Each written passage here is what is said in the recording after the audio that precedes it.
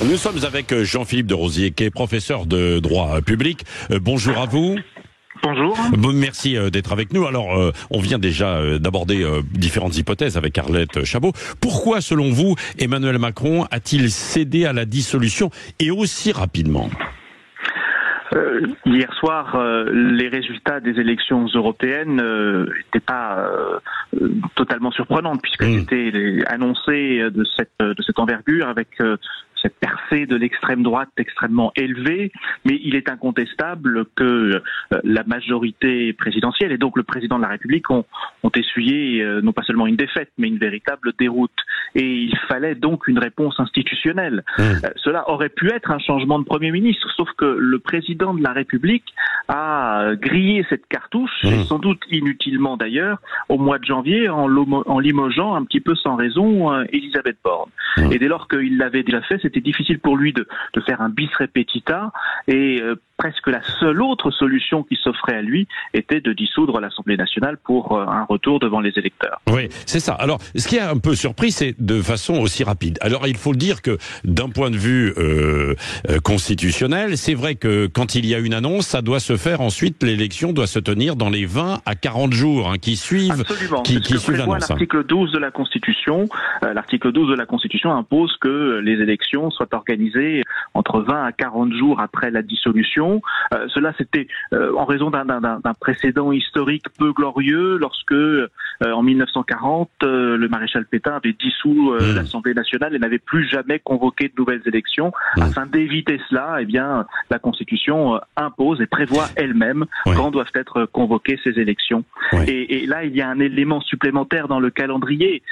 C'est non pas seulement les Jeux Olympiques, mais en réalité le 14 juillet qui tombe un dimanche, et ce n'est formellement pas interdit, mais il serait assez malvenu d'organiser des élections un jour de fête nationale, et par conséquent ni le premier ni le second tour ne pouvaient se tenir après en raison de ce délai de 40 jours, et c'était donc nécessairement avant les 30 juin et 7 juillet, soit un délai extrêmement court de 3 semaines pour organiser la campagne. Bah oui, c'est très court. Mais Jean-Philippe de Rosier, le chef de l'État aurait très bien pu dire aussi que il allait annoncer ça avec un calendrier pendant l'été et le faire aussi en septembre, alors que la France organise des Jeux Olympiques cet été et qu'on peut se retrouver avec quasiment pas de gouvernement ou un gouvernement en totale transition, non ?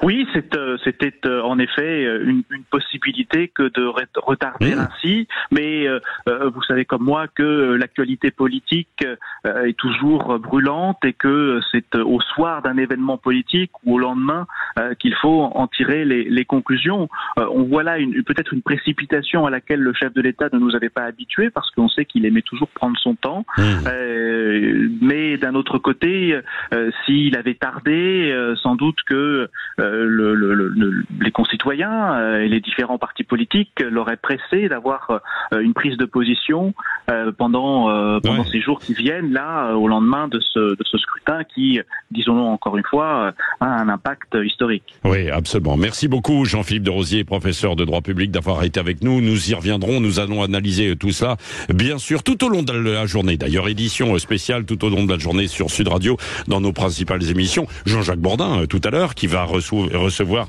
plusieurs invités, bien sûr, dans cette matinale, avec des représentants du Rassemblement national et de LFI.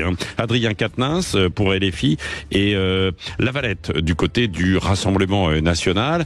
Ensuite, Valérie Expert de 10h à midi, André Berkoff ce midi, et les vraies voix, bien sûr, aussi à partir de 17h. Il est 7h51, dans un instant, Guy Carlier.